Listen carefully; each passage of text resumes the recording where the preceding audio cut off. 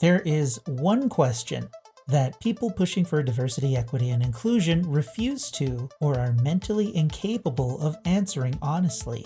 That inability to be honest with themselves bleeds into their conversations with others, leading to incredulous statements that anyone with critical thinking skills can see right through. When they get challenged with facts, those people resort to false statements, yelling phobias, screaming racism, and simply being unpleasant people overall. This is because they lack the ability to hold a regular conversation. And this is why their attempts to change the gaming industry, and all other industries for that matter, will fail. Not because their overall goal is wrong, but because they're absolute lunatics that no normal person wants to have to deal with.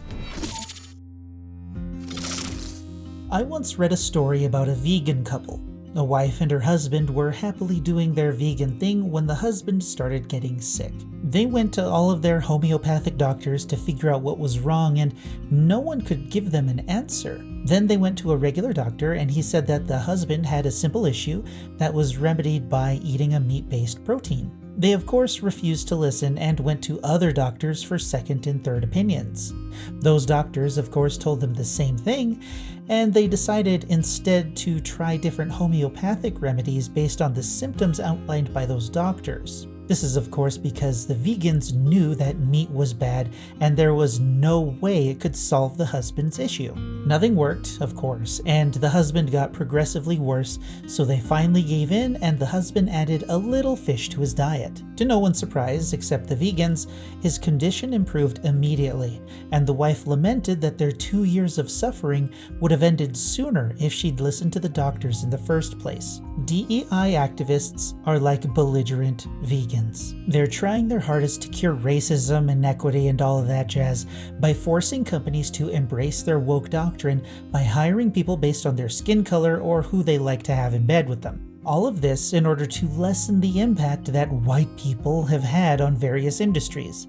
Industries that have slowly degraded during the time that this movement has been taking place. Disney is a great example of this cause and effect. The rest of the world has been trying to tell them that the way they're trying to cure the problem is the only thing hurting their cause and driving the rest of the world to increasingly despise them as a group. The climate nuts are a perfect example of this. Instead of putting their message out on the proper channels, talking to the proper people to get the proper data and present their case in a civilized manner, climate activists are instead vandalizing public property, gluing themselves to various surfaces, and engaging in public nuisance behavior that makes level-headed people give them the side eye and wind up completely ignoring the message they're trying to get out. In gaming, if you look at all of the articles and gaslighting that devs and journalists have been putting out, we end up with the same phenomenon. In order to make Sweet Baby Inc. look like victims, they leave out key information and paint gamers as the harassers. This is clearly dishonest and deceptive to people who aren't blindly supporting Sweet Baby Inc.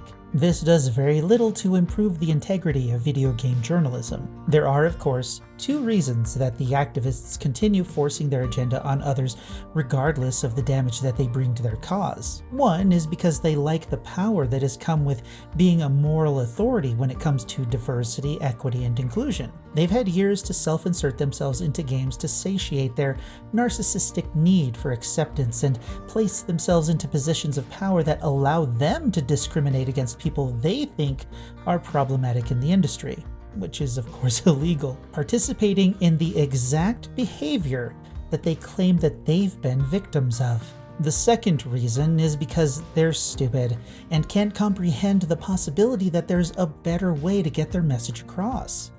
Diversity in culture is of course not a bad thing. That's what makes America great at its core. I'm Hispanic, and I love Speedy Gonzalez, but I understand why the company and people with a white savior complex would have wanted him removed years ago.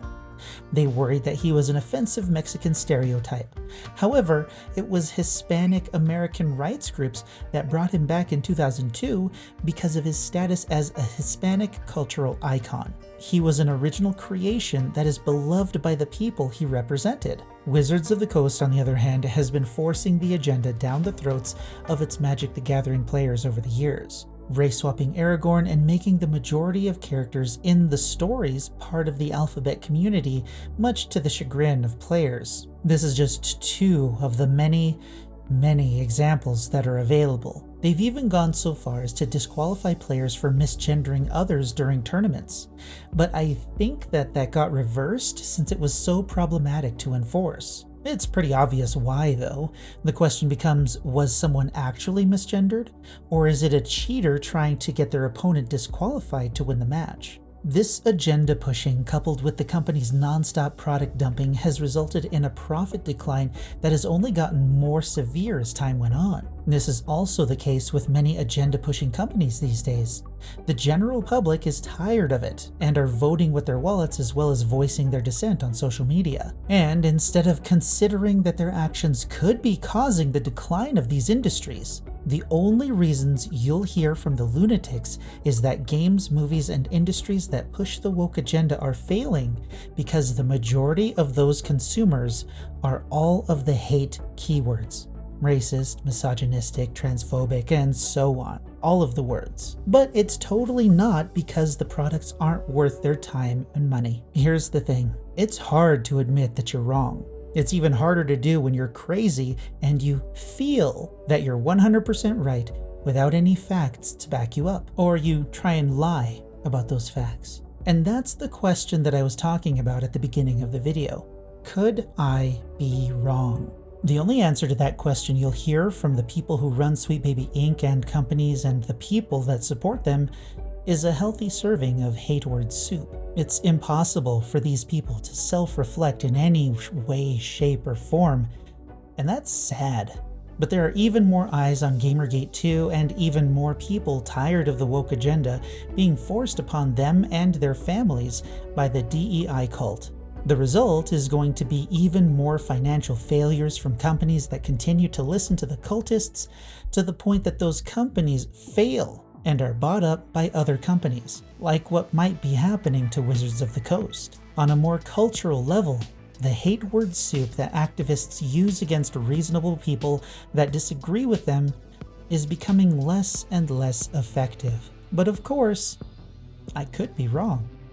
Anyway, that's all I have for you today. You're welcome.